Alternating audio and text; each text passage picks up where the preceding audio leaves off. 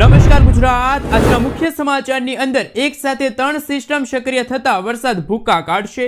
ગુજરાતના મુખ્યમંત્રીનો ખેડૂતોના હિતમાં મોટો નિર્ણય। પાક વીમા યોજના ફરી શરૂ થશે, સાથે ખેડૂતોની આતુરતાનો અંત। પીએમ કિસાન યોજનાનો 2000 રૂપિયાનો 20મો હપ્તો ખેડૂતોના ખાતામાં જમા। વાહન ચાલકો માટે નવા નિયમો લાગુ। ઘરે બેઠા મળશે ડ્રાઇવિંગ લાયસન્સ, સાથે ટોલ ટેક્સમાં 50% સુધીનો ઘટાડો। રાશન કાર્ડ, આધાર કાર્ડ ધારકો આપે ધ્યાન। ભારે વરસાદથી ખેડૂતોને કરોડો રૂપિયાનું નુકસાન। મહિલાઓ માટે કેન્દ્ર સરકારની 3 મોટી જાહેરાત। સોના ચાંદીના ભાવમાં થયો છે વધારો। લોન લેનારાઓ માટે આવ્યા સારા સમાચાર। વિદ્યાર્થીઓ માટે ખુશખબર સામે આવી છે। અને આજના સૌથી મોટા ખેડૂત ઉપયોગી સમાચાર જાણીશું આજના આ વિડીયોની અંદર।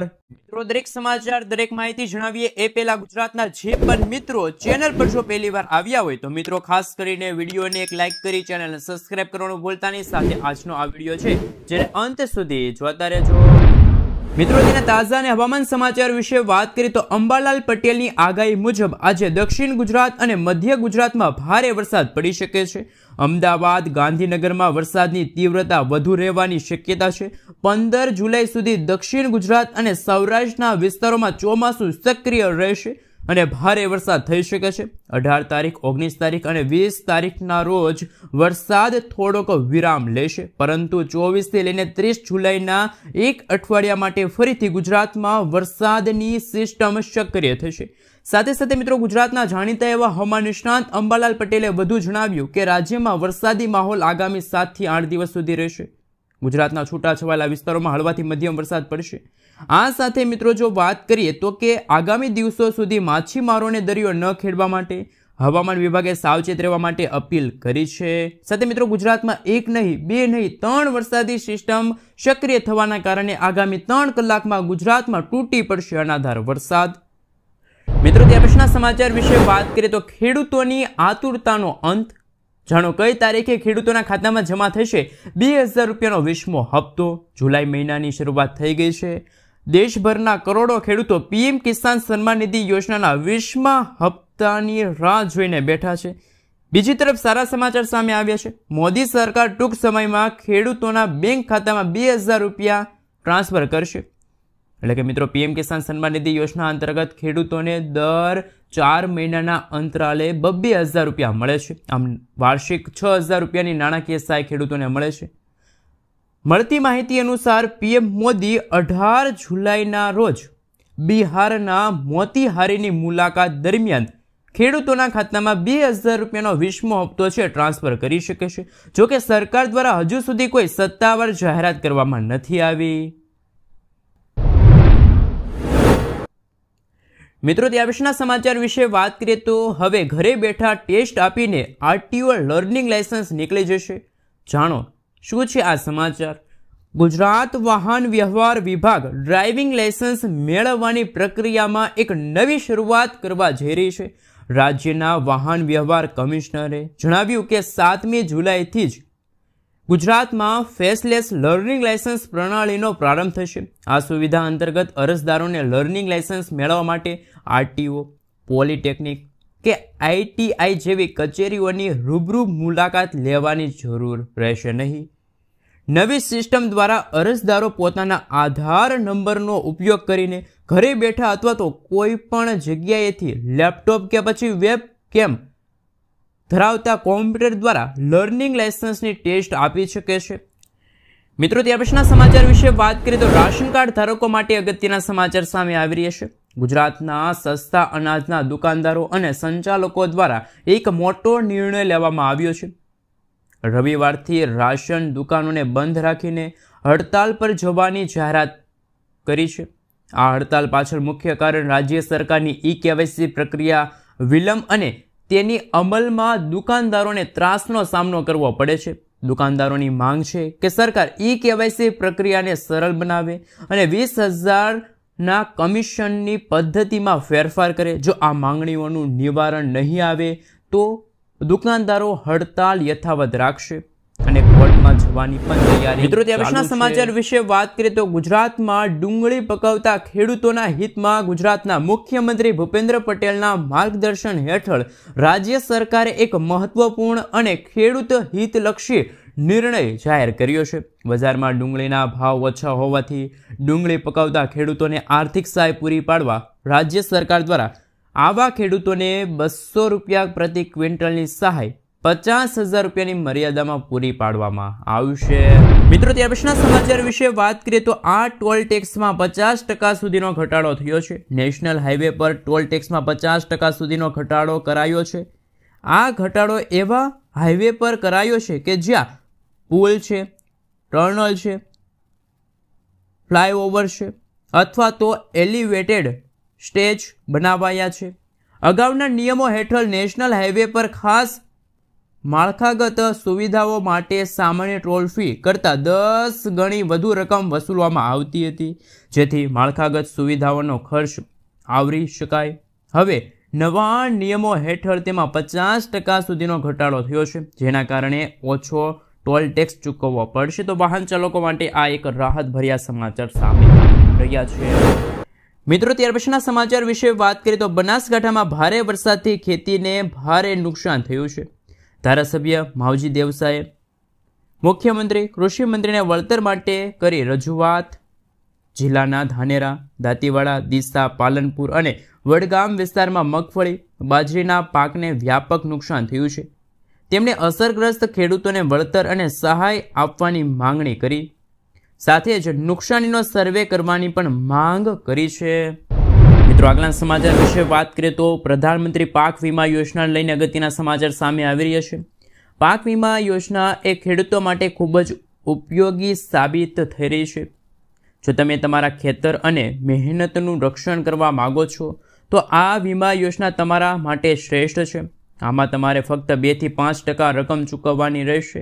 બાકીની રકમ સરકાર દ્વારા આપવામાં આવશે. આ સિવાય જો તમે ઉત્તર પૂર્વ, જમ્મુ કાશ્મીર અને હિમાચલ જેવા રાજ્યોથી આવો છો તો તમને આ યોજના અંતર્ગત લાભ નહીં મળે. આવા કિસ્સામાં સરકાર સંપૂર્ણ ખર્ચ ઉઠાવે છે. જો પાકનું નુકસાન થાય છે તો વીમા કંપનીઓ દાવાની રકમ સીધી તમારા ખાતામાં ટ્રાન્સફર કરે છે. આમાં નોંધણી માટે તમારે તમારી નજીકની બેંક છે, CSC કેન્દ્ર છે અથવા તો પાક વીમા મોબાઈલ એપ્લિકેશનનો ઉપયોગ તમે કરી શકો છો. મિત્રો, ત્યાર પછીના સમાચાર વિશે વાત કરીએ તો અગત્યના સમાચાર સામે આવી રહ્યા છે કે ધોરણ 10ના વિદ્યાર્થીઓ માટે આવ્યા છે એક સારા સમાચાર. વર્ષની અંદર 2 વાર તમે બોર્ડની એક્ઝામ આપી શકો છો. Central board of secondary education એટલે કે CBSE એ ધોરણ 10માં બોર્ડની પરીક્ષાને લઈને એક મોટો નિર્ણય લીધો છે. 2026થી 10મા ધોરણની પરીક્ષા વર્ષમાં 2 વાર થશે. પરીક્ષાનું પહેલું ચરણ ફેબ્રુઆરીમાં આયોજિત કરવામાં આવશે. ત્યારબાદ મે મહિનામાં બીજા ચરણમાં આયોજિત કરવામાં આવશે. બંને પરીક્ષાઓ સંપૂર્ણપણે પાઠ્યપુસ્તક પર આધારિત રહેશે, આયોજિત કરવામાં આવશે. પહેલું ચરણ સ્ટુડન્ટ માટે, વિદ્યાર્થીઓ માટે અનિવાર્ય છે, જ્યારે બીજું ચરણ વિદ્યાર્થીઓ માટે વૈકલ્પિક રહેશે. એટલે કે મિત્રો, આ બંને એક્ઝામમાંથી જે વિદ્યાર્થીને જે એક્ઝામમાં સારા ગુણ આવ્યા છે, માર્ક આવ્યા છે, એ અંતિમ ગણવામાં આવશે, શ્રેષ્ઠ પરિણામ ગણવામાં આવશે. મિત્રો, ત્યાર પછીના સમાચાર વિશે વાત કરીએ તો અગત્યના સમાચાર. દરેક ભારતીય પર 4,80,000 રૂપિયાનું દેવું છે.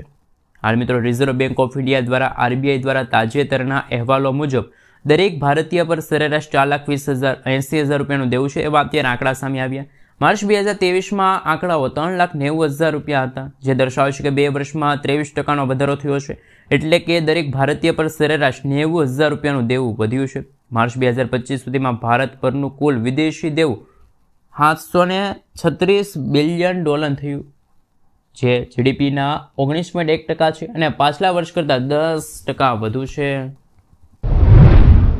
આગળના સમાચાર વિશે વાત કરીએ તો જન સુરક્ષા સંતુપ્રિત અભિયાનની શરૂઆત થઈ. મુખ્યમંત્રી ભૂપેન્દ્ર પટેલે નાણામંત્રી કનુભાઈ દેસાઈને મુખ્ય સચિવ પંકજ જોશીની ઉપસ્થિતિમાં જન સુરક્ષા સંતુપ્રિત અભિયાનનો ગાંધીનગરથી પ્રારંભ કરાયો છે. કેન્દ્ર સરકારની નાણાકીય સહાય યોજનાનો લાભ લોકો સુધી પહોંચાડવા માટે આ અભિયાનની શરૂઆત થઈ. આગામી 3 માસ સુધી ચાલનાર આ અભિયાન PMJJBY છે, PMSBY છે, અટલ પેન્શન યોજના છે, જનધન ખાતા ખોલાવવા અને ડિજિટલ ફ્રોડ અંગે જાગૃતિ જેવા વિષયોને આવરી લેવાશે. મિત્રો, તે પછીના સમાચાર વિશે વાત કરીએ તો અનુસૂચિત જાતિના ખેડૂતો માટે સહાયની જાહેરાત.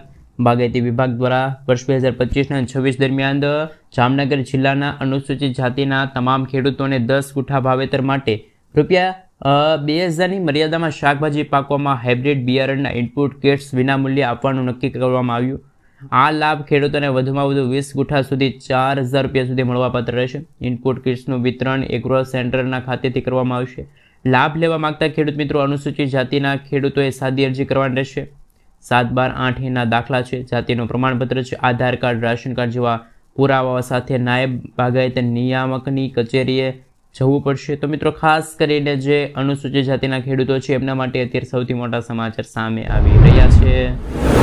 મિત્રો ત્યાર પછીના સમાચાર વિશે વાત કરીએ તો અગત્યના સમાચાર સામે આવી રહ્યા છે. એમના વિશે મિત્રો સવિસ્તાર જાણકારી મેળવી તો કયા ખેડૂતો છે કે જેમને હવે ₹2000નો વીસમો હપ્તો નહીં મળે. કિસાન સન્માન નિધિ યોજના હેઠળ કરેલી અરજીઓમાં કોઈ ભૂલ ખેડૂતો દ્વારા થઈ હોય, જેમ કે નામ છે, જન્મ તારીખ છે, લિંગ વિશે કોઈ ખોટી માહિતી દાખલ કરી હોય અથવા તો એમને હપ્તો નહીં મળે. કેન્દ્ર સરકાર સમયાંતરે લાભાર્થીઓની યાદીની સમીક્ષા કરે છે. જો કોઈ કારણસર તમારું નામ યાદીમાંથી કાઢી નાખવામાં આવશે તો તમારા ખાતામાં પૈસા નહીં આવે.